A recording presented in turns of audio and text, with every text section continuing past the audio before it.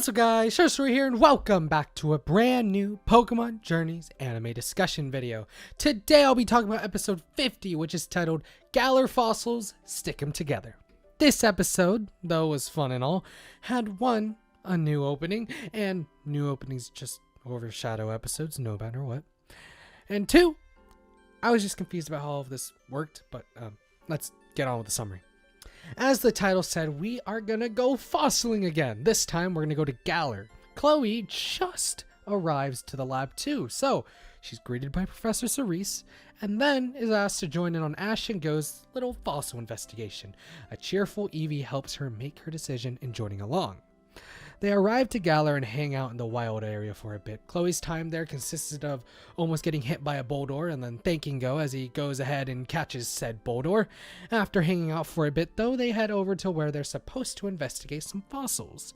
Finding fossils could be hard by themselves, so of course, there are people that they can work with. First off, meet Gasatsu, who almost knocked Chloe out with a rock. Chloe really be in danger this episode. After meeting Gasatsu, the gang learned a little bit about fossils and how they would need to find the fossils scattered about. After the explanation, we meet Carolise, and she's, well, a bit clumsy. I mean, both Gasatsu and Carolise are, but anyway, they get to work with them searching for fossils. After finding the fossils needed, the investigators that the gang just met gave their predictions about what the fossils were going to be, which I'm pretty sure most of the gang didn't believe any of them, and they afterwards got to restoring them. They put them in a machine to begin restoration. It would be around a few hours for the restoring to finish, so the group of them decide to go make some curry while waiting. You know, the Galar thing or whatever. Everyone works together to make a solid meal for each other. It was a fun time for everyone. Ash was blowing the flames for the curry. Gasatsu was more of the head chef of the whole project. Carolise was once again there to be clumsy. Go is helping too. And Chloe is making dessert, but then gets her whipped cream stolen from her for the curry. They eventually finish, and it ended up being delicious, even though the whipped cream noticeably made them displeased at first. They ate all of the curry, and will you look at that? They ate all the curry just in time because the restoration is now complete. Out come the fossil Pokemon, and will you look at that? Life! Fossils are incredible! Gasatsu named the one that he got on his machine DRACOVISH, and Carolise named her own Arctozolt, and the gang noticeably commented on, you know, it was kind of different from what they said.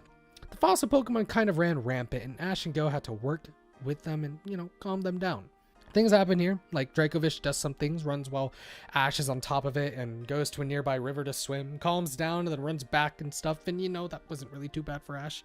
Go had to deal with Arctozolt, which led him into a little small battle. Go sent out Boldore to do a bit of damage to calm it down. When DRACOVISH came running back to the site with the fossils and Arctozolt and Go battling, DRACOVISH runs into the battle, basically running everyone over. I guess this is what calmed both of them down, and well, they seem to start liking Ash and Go.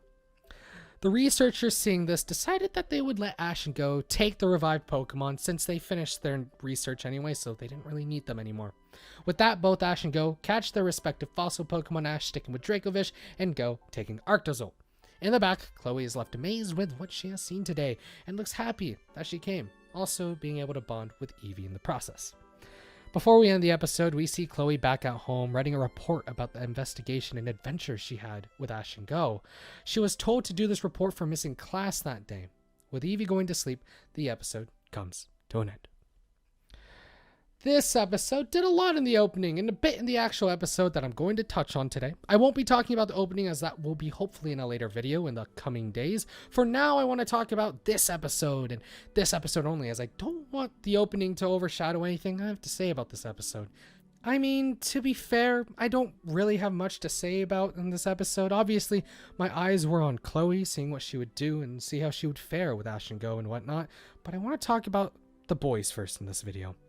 Ash was once again his goofy self, and man, did I miss seeing Ash and Go every week. You know, I know my last Let's Talk was about my problems with journeys, but still seeing them is usually a good part of my day. Everyone's been waiting for DRACOVISH to finally make its appearance, and hey, look at DRACOVISH. He made it, guys. It wasn't as impactful as I was hoping on an Ash capture, but it's pretty average compared to the rest of Ash's captures. I think this might be my least favorite capture for Ash this series so far, not because of, the Pokemon, but I don't know. I'm just not feeling DRACOVISH, and I'm scared we're not going to see it again for a long while. I don't know, like I said, it doesn't feel impactful enough for a Pokemon capture for Ash. But now this opens up the question for Grookey. Will Go catch Grookey now because Ash's team is full? Or are we full on having a team rotation of Ash's team? Will we see some of Ash's old Pokemon on the battlefield still? That's a topic for another video, but let me know what you think about that in the comment section. I want to get to Go again real quick because, I don't know. Man used Quick Attack against a Boldore that just used Harden. I don't know Pokemon battles, but man, I don't know. I feel like Go battling has just gotten stale. Nothing really happens in them. We know the outcome. I guess this is why I never really complained about Go just catching Pokemon on the fly. It just reawakens that battle complaint I had in my Let's Talk video, but it's not too serious. It didn't take too much of the episode, and it helped protect Chloe and the precious Eevee, so whatever. Speaking about those two, though, on to Chloe. Chloe and Eevee noticeably bonded this episode. I mean, even though they seem to love each other already at the start, Eevee is an obvious influence on Chloe. Whatever Eevee wants, she's probably going to do it. We know Chloe, she's the one that goes to school and, the good student. She was even saying before she agreed to join in that she had to go to school and such. As soon as Eevee was like, Eewee! She immediately was like, nah, this is my time. I love this little furball. I mean, I don't blame her. I really liked the way she was in this episode, though. She seemed really excited to see new Pokemon and to explore new things with Eevee, as Eevee was excited too. She seemed less unsure about everything compared to before, and that could be a direct effect of just Eevee being there. Eevee was kind of the spark that she needed to commit to trying new things, even though her schoolwork suffers for it. Also, is this a common thing in Japan? Just being yo, I'm not going to school today. I'm going on an adventure. If I could just tell my professors, hey, I gotta walk my dog. Can I just report that for the English final? I'd be doing that every quarter. But in all seriousness, Chloe was in a lot of danger this episode unexpectedly, which actually somehow gave Eevee some of that sweet development. I mean, it wasn't anything too big, but after having a rock kicked at her and a Boldore coming after her, Eevee finally did something. I wonder if being in this sort of environment will make her reconsider if she does get injured and whatnot through these, little adventures. Probably not, but still, that's just a theory that I had in my head, and they maybe or maybe not, maybe true. You never know. It'd just be interesting. The investigators at the fossil site were an interesting bunch too. They did fossil things, argued with each other, and made curry. Yup, quality journeys content. They were cool at times though. It actually felt weird that they were able to name the newly restored fossil Pokemon. I mean, I get it, they discovered the Pokemon and all, but it just felt like it was too easy to just get a Pokemon registered immediately and such. They were just like, here's the name. It's the name forever or something.